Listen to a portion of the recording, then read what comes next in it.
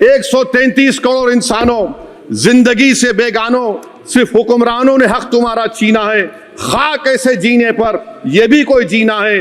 बेशऊर भी तुमको बेशऊर कहते हैं, सोचता हो ये नादान कैसे हवा में रहते हैं। 133 करोड़ इंसानों, कब तक ये खामोशी? चलते फिरते जिंदानों, गरीब खवातीन, नौजवानों, किसानों से रोने की सदाएं आती हैं। जब शबाब पर आकर खेत लहलाता है, किसके नैन रोते हैं, कौन मुस्कुराता है? काश तुम भी समझो, काश तुम भी जानो किस कदर भयानक है जुल्म का ये ढब। देखो रख्स से आतिशो आहन देखते ही जाओगे, होश में ना आओगे। और अनएम्प्लॉयमेंट पर अभी बोला गया नौकरियां दे रहे हैं, तो शायर ने इनके बारे में अच्छा कहा कि फूल शाखों पर खिलने लगे तुम कहो, जाम जिंदों को मिलने लगे तुम कहो, चाक सीनों के सिलने लगे तुम कहो। इस खुली झूठ को, जहन की लूट को मैं नहीं मानता, मैं नहीं जानता। तुम बच्चों की ये बदकिस्मती और बदबख्ती है कि एक शख्स चाय बेचकर वजीर आजम बन गया। Prime minister Modi is saying देश की मिडिल क्लास की संपत्ति पर पहला हक हमारे अलायंस का है। गरीब, middle class, farming, city developers, men and women सब मोदी को झेल रहे हैं। मैडम आपका शुक्रिया। बजट की स्पीच में फाइनेंस मिनिस्टर ने 4 बिरादरियों का जिक्र किया। भारत की सबसे बड़ी अक़लियत मुसलमान है 17 करोड़। मैं हुकूमत से जानना चाहता हूं कि क्या 17 करोड़ मुसलमानों में गरीब नहीं है, नौजवान नहीं है, किसान नहीं है, ख़वातीन नहीं है? वतन अजीज़ में सबसे गरीब मुसलमान है, सबसे ज़्यादा नाखवानगी मुस्लिम ख़वातीन में। AIDS और PLFS का डेटा ये बताता है कि मुसलमानों में सबसे कम असासे हैं और कंजम्पशन लेवल दूसरे मजहबी ग्रुपों के बनिस्बत सबसे कम है। तालीमी इदारों में मैडम 15 और 24 साल की उम्र में भर्ती एनरोलमेंट में मुसलमानों की सिर्फ 29%, शेड्यूल कास्ट की 44%, हिंदू OBC के 51% और हिंदू अपर कास्ट की 59% है। हायर एजुकेशन मुसलमानों का एनरोलमेंट सिर्फ 5% है। PLFS का 2018-19 का डेटा विज एम्प्लॉयज बताता है कि मुसलमान 22% थे, 2022-23 में 15% हो चुका है। सेल्फ एम्प्लॉयमेंट में मुसलमान हिंदू सिख से ज़्यादा 58.4% है। रेगुलर वेज एम्प्लॉयमेंट में सबसे कम मुसलमान है 15% और कैजुअल लेबर में सबसे ज़्यादा मुसलमान 26% है। तो मुसलमानों का शेयर रेगुलर एम्प्लॉयमेंट में लॉस हो रहा है एम्प्लॉयमेंट का। मुसलमान नौजवानों को ना रोजगार मिलता है, ना तालीम के मौके, ना हुकूमत उनको कोई तरबियत सहूलत दी जाती है। मैं मोदी हुकूमत को एक मुसलमानों का अछूत बना दिया है, ना कोई सियासी नुमाइंदगी है, ना मुल्क की तरक्की में इनका कोई हिस्सा दिया जा रहा है। मैं मैडम माइनॉरिटी वेलफेयर मिनिस्ट्री में 2023-24 में 38% की बजट में कमी कर दी गई, 5,000 से 3,000 करोड़ कर दिया गया। इस साल के बजट में सिर्फ चंद 100 करोड़ का इजाफा किया गया, मगर 23-24 के बजट के लेवल पर पैसे मुख्तसर नहीं किए गए। ये मोदी हुकूमत की बदनीयती और झूठा कमिटमेंट है, झूठा कमिटमेंट अक़लियतों के ताल्लुक से। तालीम के उस अक़लियती स्कॉलरशिप मैडम अक़लियतों के गरीब तलबा और तालिबात को जियाती रकम में कमी कर दी गई। 2019 में मोदी ने कहा था कि 1 करोड़ स्कॉलरशिप दिए जाएंगे, अब सिर्फ 58 लाख दिए जा रहे हैं। 47% अक़लियती एप्लीकेंट्स को हर साल स्कॉलरशिप से महरूम कर दिया जा रहा है। 10 साल से मैं कह रहा हूं कि डिमांड ड्रिवन करो। डिमांड ड्रिवन के लिए सिर्फ 3,000 करोड़ की जरूरत है, मगर ये हुकूमत सच्चाई को और ईमानदारी से काम नहीं कर रही है। 2007 और 8 से माइनॉरिटी स्कॉलरशिप का नंबर इजाफा नहीं हुआ है। Pre matric scholarship madam Kundu committee ने कहा कि मुसलमानों में drop out rate primary level पर होता है, तो हुकूमत ने 9th क्लास से प्री मैट्रिक स्कॉलरशिप पैसे दे रही है। NDMC की इक्विटी मैडम 800 करोड़ एक मजाक है। PMGAV के में 910 करोड़ दिए गए।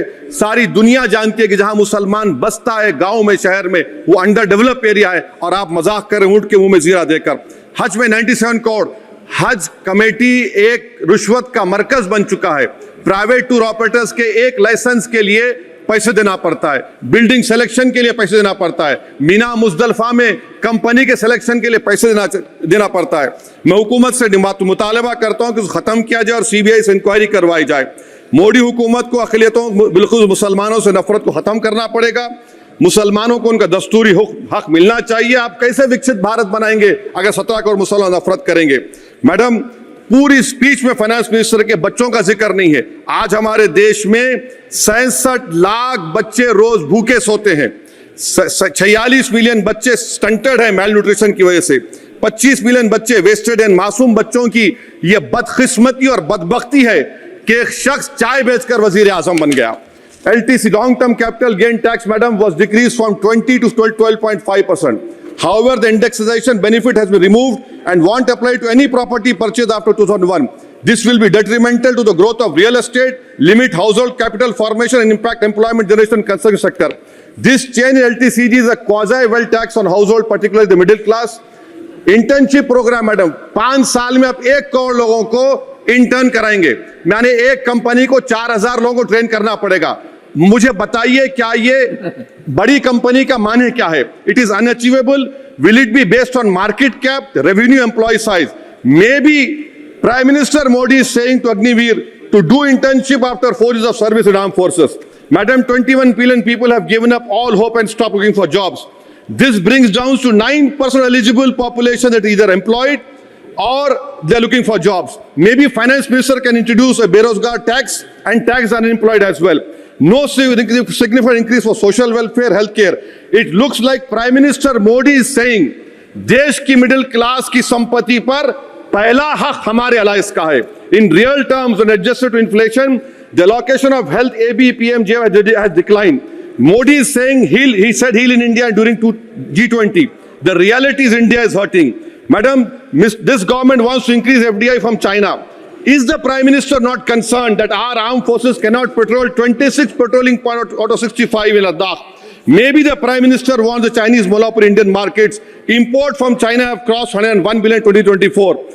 Prime Minister Modi says Khelo India, but in reality the budget has shown that Modi government policy is Jhelo India. Gharib, middle class, farming, city dwellers, men and women, सब मोदी को झेल रहे हैं. Madam, in the current financial year, in February 15,993 MSMEs have been closed. Total MSCs closed have 35,680. Andhra Pradesh bifurcation. This parliament passed a law. For last 10 years, Modi government has shown their intellectual dishonesty in not giving ITR, IIM, Bayaram Steel Factory, Railway ko Hazipet, recognition of Palmaru as National Irrigation Project. This shows intellectual dishonesty of this government. Madam, I end my speech by quoting a famous poet, and I'm amending certain verses.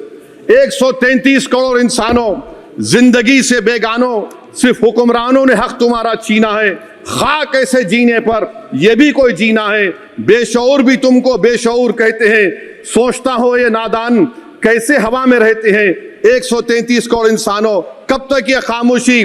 चलते फिरते जिंदानों, गरीब खवातीन, नौजवानों, किसानों से रोने की सदाएं आती हैं. जब शबाब पर आकर खेत लहलाता है, किसके नैन रोते हैं, कौन मुस्कुराता है?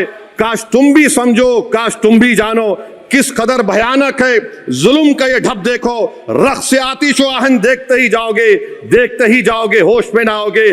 और अनएम्प्लॉयमेंट पर अभी बोला गया नौकरियां दे रहे हैं, तो शायर ने इनके बारे में अच्छा कहा कि फूल शाखों पर खिलने लगे तुम कहो, जाम जिंदों को मिलने लगे तुम कहो, चाक सीनों के सिलने लगे तुम कहो. इस खुली झूठ को, जहन की लूट को मैं नहीं मानता, मैं नहीं जानता. शुक्रिया मैडम.